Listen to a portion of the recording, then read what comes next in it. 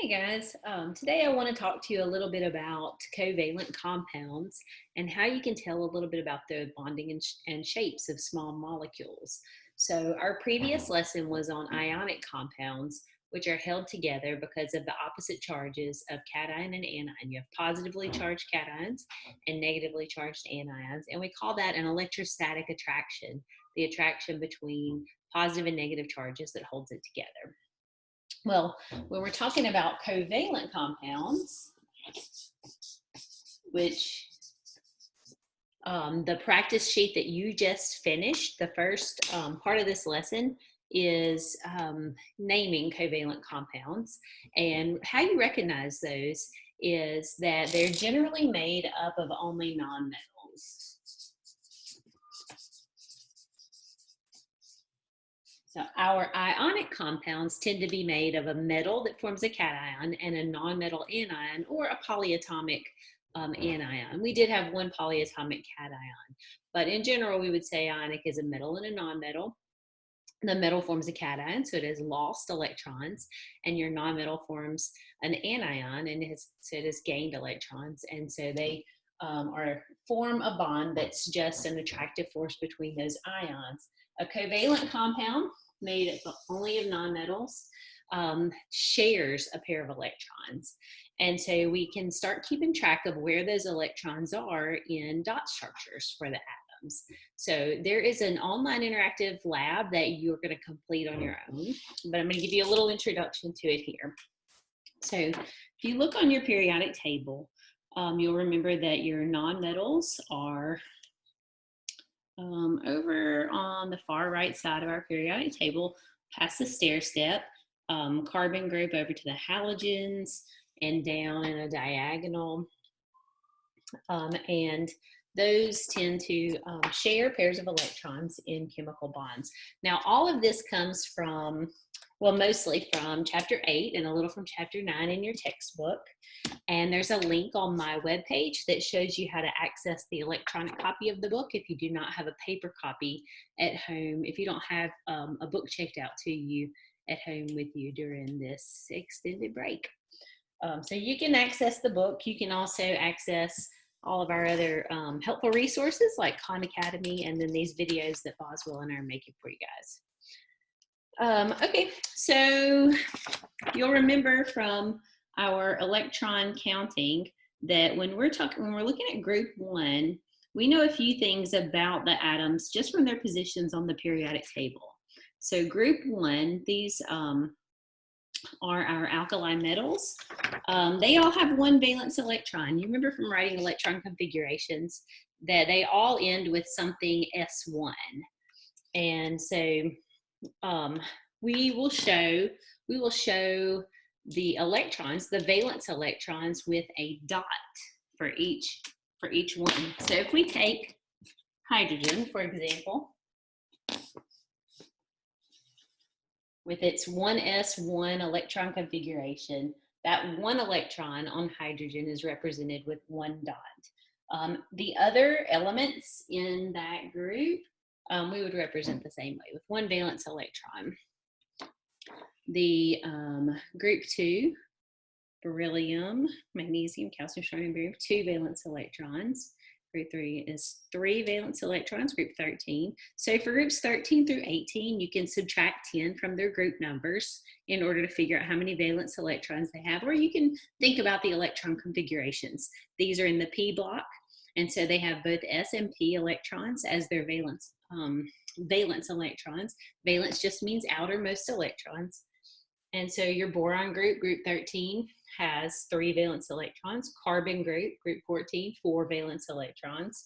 So carbon, with its 4 valence electrons, we're going to put 1 on each side. And when we start to form covalent compounds between these nonmetals, the electrons on the atoms are going to be shared in bonds, and a single shared pair is called a single bond, and it would look like this. So carbon with hydrogen forms a chemical compound with the formula CH4. In the unit, you just just finished, you would have figured out that its name would be carbon tetrahydride.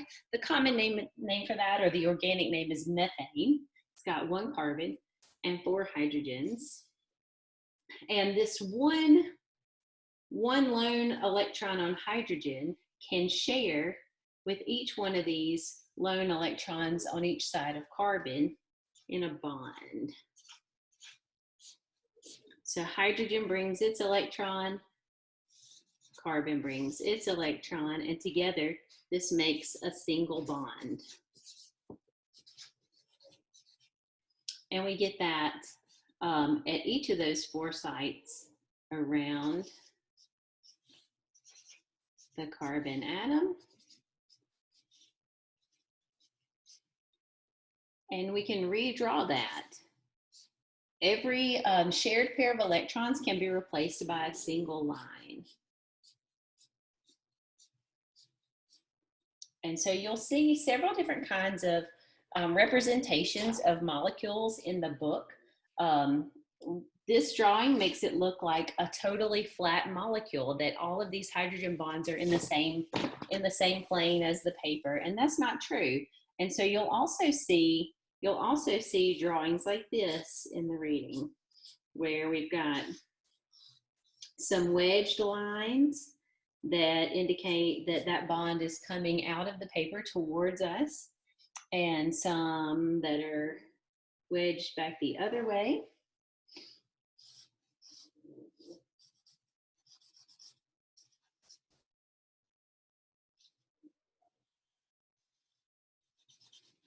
Where that would be pointing back into the plane of the board, where the wider end is closer to us and the skinnier end is farther away. And it might be hard to understand what that looks like, but here's a space-filling representation of the exact same thing. I only had balloons of different colors, but if you imagine the carbon being in the center of this, where they're all tied together, where the knot is, and then at the end of each one of these balloons, each one of these would represent our hydrogen, and the bulk of the balloon would represent that shared pair of electrons, that single bond between the 2 atoms. So there's an idea in chemistry that's called Vesper. See if I can do this in here. Vesper theory. And it stands for valence shell electron pair repulsion. And you know that electrons all have a negative charge, and so they're all going to repel each other. So every single one of these pairs of electrons that's in the bond is going to move as far away as possible from every other pair of electrons. And so this shape right here, this molecule with 4 things spread out around your central atom, this is very, very common in nature. Lots and lots of carbon compounds, and a whole lot of them form things that have this shape around each carbon atom. If you've already worked your way through the online lab, you may have already gotten to the point where you know that this shape is called tetrahedral. 4 things spread out as far as they can get from each other in 3-dimensional space. So here we have the pink one that would be a dash going back behind a line that's wedged back, showing that it goes behind the board. And then, yeah, just imagine in 3-dimensional space. I'm going to change screens real quick and show you what it looks like on your lab activity that you're supposed to be doing. So when you go to the PHET website that's listed in your packet, you get to this point, the molecular shapes simulation at the University of Colorado interactive simulation site. And don't download it or embed it, just click play. And that will take you through, the worksheet will guide you through what to click on and what to do, and then you'll answer the questions that you see. So here, can you recognize that this is the same? So this molecule is water. The molecule geometry is another name for shape. But look at what we have here. We've got we have an oxygen in the middle, and 2 hydrogens that are attached by a single shared pair of electrons. And then we've got these lone pairs. We've got non-bonding pairs at the top. Same shape, but a totally different type of compound going on. We only have 3 atoms instead of like on the CH4 where we had 5 atoms. We've got, for water, we've got oxygen in the middle, and then 2 hydrogen atoms, and then 2 non-bonding pairs of electrons at the top. That's what these are. They're called lone pairs or non-bonding pairs. You can get it to show those or not. You can look at bond angles. And so you'll use this website to work your way through the activities that are in that packet. What I want to show you right now is how do we draw those things, and how do we figure that out?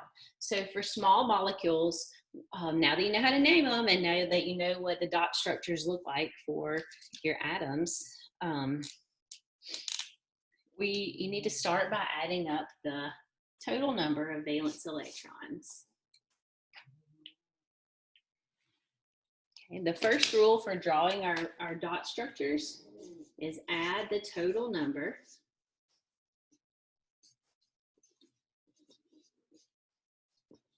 of valence electrons. And so even though we already looked at what CH4 looks like, we're going to stick with that as our starting sample molecule. So carbon, how many valence electrons does carbon have? Well, if you've forgotten, take out your periodic table. Carbon is in group 14, so we can subtract 10 from its group number. Carbon has four valence electrons, and hydrogen has 1.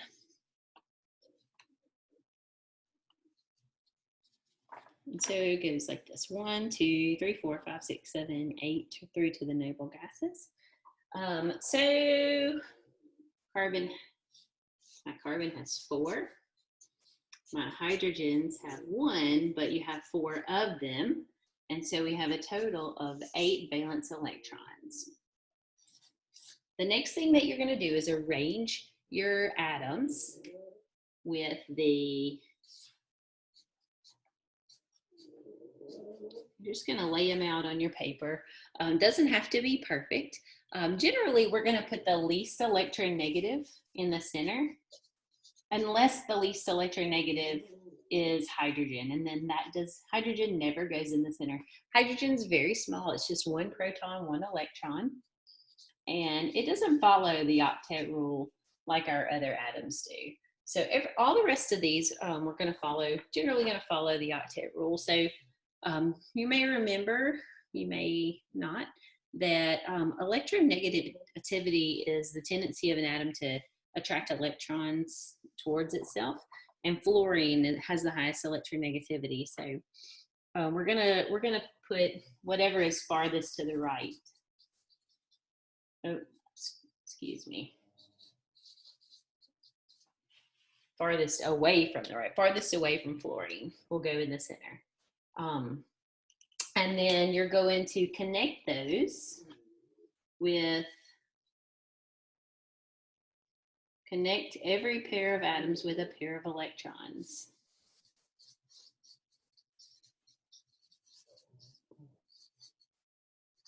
With 1 pair of electrons. And so when I put 1 pair of electrons between each of my carbons and hydrogens, well, for this example, when I followed just this second rule, I'm already finished for this one.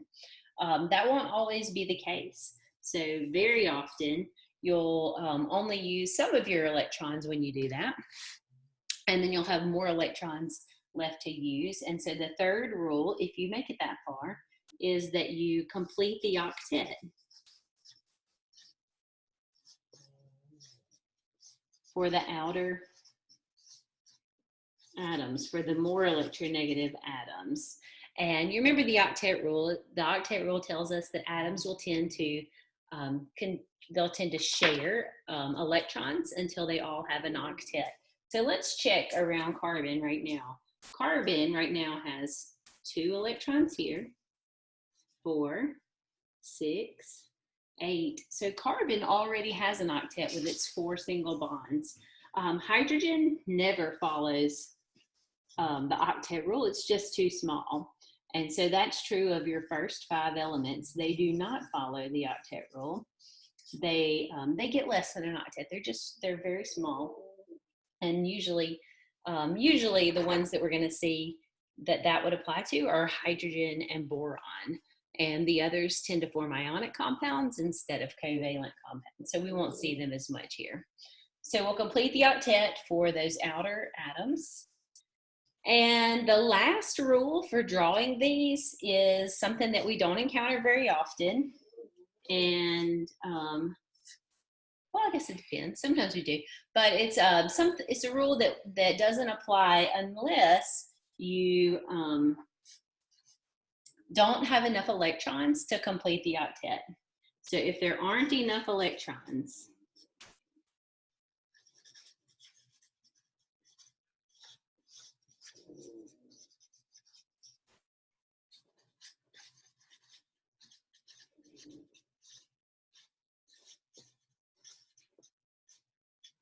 then we may have to share more than one pair. So we would try sharing 2 pairs, which would be a double bond, or sharing 3 pairs, which would be a triple bond.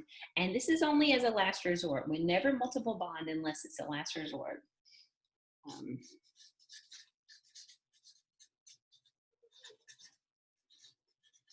right, so let's work through one more example using these 4 rules for another pretty common molecule, small molecule that you're familiar with.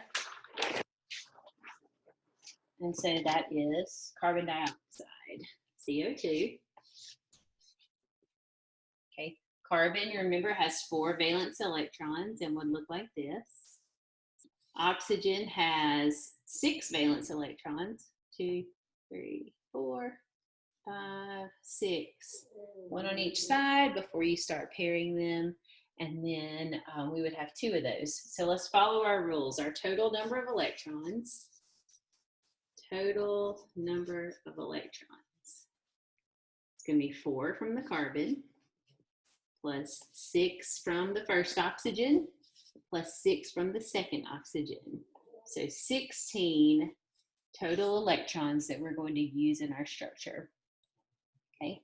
Our second rule says we're going to arrange our elements, just lay them out on the paper with the least electronegative in the center, the one that's farther to the left. So carbon is farther to the left than oxygen. Oxygen's more electronegative. So our oxygens go on the outside. And we're going to connect them with 1 pair of electrons. Now, when we did this for CH4, we were finished with the molecule. We had used all of our total number of electrons and we had satisfied the octet rule. That is not the case here, right? We connected them with 1 pair. We've only used 4 total electrons. I still have 12 electrons that I have to use. I have to use all of my total electrons in this structure. And I also have to complete the octet for all of my atoms. So how am I going to do that? Well, okay, our third rule says we start to fill in the octet for the more electronegative element. Oxygen's more electronegative. And so if I start filling that in, I'm going to run into a problem. I've already used 4, 5, 6, 7, 8, 9, 10. That would complete the octet for oxygen. But now I've only got 2 left. And now I'm out of electrons. So that doesn't work. I ran out of electrons and I only satisfied the octet rule for 1 of my oxygens, not for my other oxygen and not for my carbon. And so this time we will get to use that 4th rule. And the 4th rule says that if I don't have enough electrons in my pool of total electrons, then I need to try multiple bonding. And so instead of sharing just 1 pair of electrons in a single bond, I'm going to try sharing more than 1 pair of electrons. So I can take one of these lone pairs from oxygen and turn it into another shared pair. So let's redraw that. Replace my two shared pairs that I just made here with two lines to represent those bonds. Now this is a carbon-oxygen double bond. And if I do the same thing on the other side, how many electrons have I used? 2, 4, 6, 8. I still have 4 more to use. Nope, 6.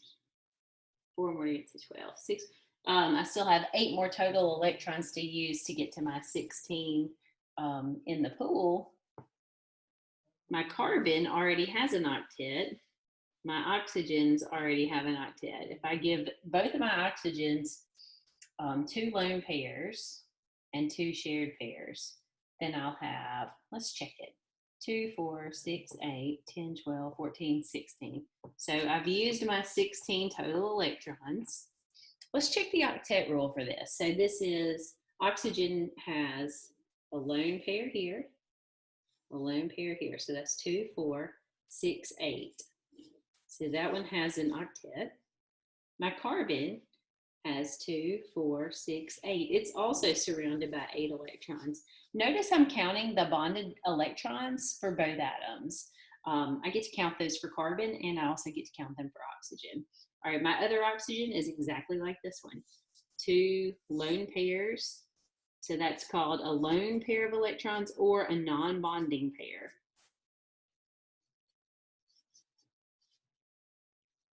Because it's on an outer atom, it doesn't really affect the shape of the molecule. The shape is really only affected by what's going on around the central atom. And we'll look more at that tomorrow. But so this oxygen also has 8. So here we've had to use our fourth rule to give multiple shared pairs of electrons. And so I end up with, let's redraw it one more time. Oxygen, carbon, oxygen, 2 lone pairs on each oxygen, and I end up with 2 carbon oxygen double bonds. And that's the only way I was able to use all 16 of my electrons and satisfy the octet rule. All right, hope that makes sense. We'll be looking at it some more again tomorrow. Have a great day.